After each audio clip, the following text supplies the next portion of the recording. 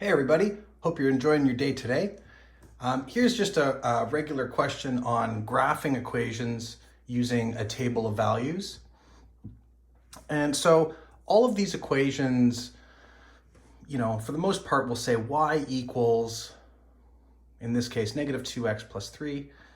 The format of these equations follows the equation y equals mx plus b. And so that's, kind of like the benchmark equation that we're kind of playing with. And this is sort of the format that we take when we want to graph a line. This first number, the m, is slope. And so a line with positive slope will be going up over time. And then a line with negative slope, if we think about our graph, a line with negative slope will be going down as we read it from left to right. And then the b refers to the y-intercept.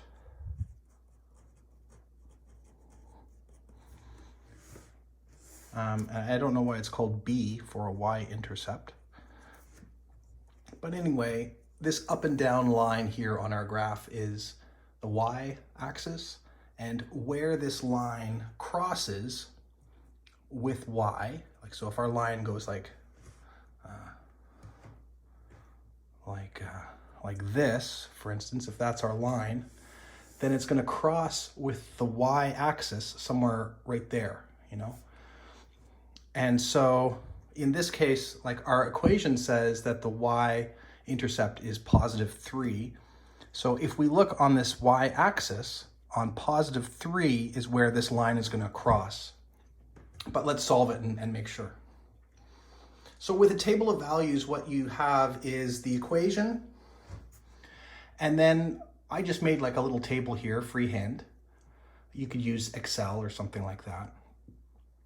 And what you do is we're basically asking the equation questions. So we say, hey, equation, when x is 2, what's y going to be?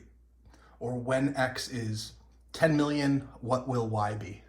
And we can use any numbers we want for x.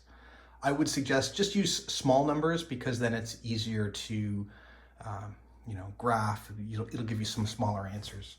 So I'm going to write the equation, and instead of x, I'm just going to make up a number. I don't know, 1. And I'm going to solve the equation.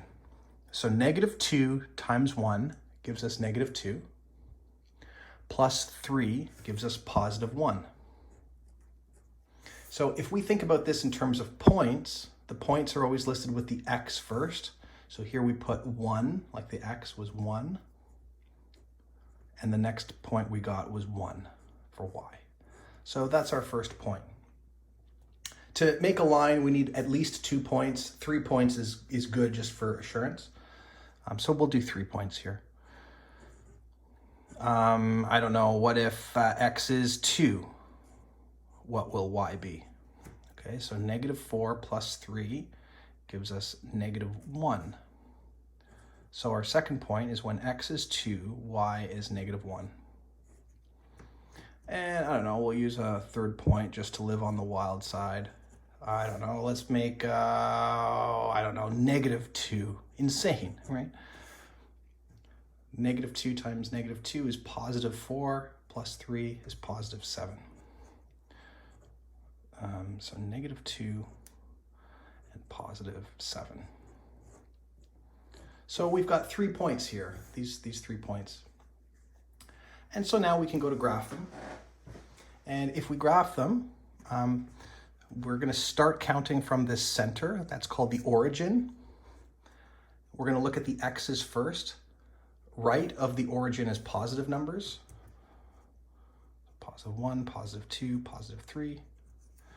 Left of the origin is negative numbers. And then when we go up, the y-axis is positive. And below the origin is negative.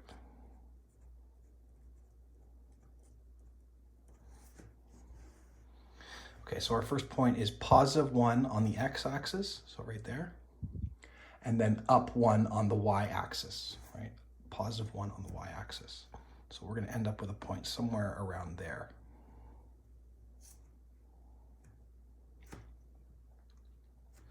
The next point is 2 on the x-axis, right here, and then -1 on the y-axis, so just down a little bit. So if I labeled this point, this would be 2 and -1, and the first point would be 1 and 1. And you can see here that these 2 points are sort of in a line. You know, that would sort of be our line if we wanted to find a line. But we have a third point anyway. So it's -2, 1, 2, and then up 7. So -2 plus and +7. -2, 1, 2, 3, 4, 5, 6, 7. Somewhere up here. Now, I just did this graph freehand, right? So it's a little bit wonky wonks. Actually, I'm noticing that dot is a little bit out of place. So it's a little bit crooked. That's okay. I mean, it's just going to give us an idea of what we're looking at here. And I'm just going to take my favorite calculator that doesn't have any battery left in it. I'm going to use that as my straight edge. And I'm going to make a line through here. So that's our line. There's arrows on the end of this line because this line does not stop. And you can see at that point, I'm a little bit off, but pretty close. So this slope, now we're going to sit back and reflect. This slope is -2, which means the line is going down, right? Like if we were to read it from left to right, like a sentence, the line's going down, right? So that kind of works out.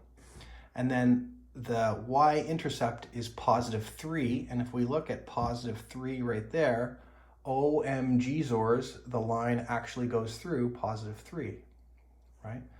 So that's it. That's all we have to do for graphing of a table of values or using a table of values. It's just you make a table and you put in any number you want. For X, you get answers for Y, and those become your points. And you could do this many more times, and as you did it, you'd keep getting points, and all of those points would land on this line. So you get points, you know, down here and down here and down there, but they'd all fall on this line somewhere, assuming you did it right, at least. Anyway, so that's graphing using the table of values. If you wanted to name this line is the y equals -2x + 3 line. And that's it. Great little thing to practice. You can invent any equation you want, and as long as it follows that format, and you'll be able to graph it. Anyway, hope you enjoy it. Cheers.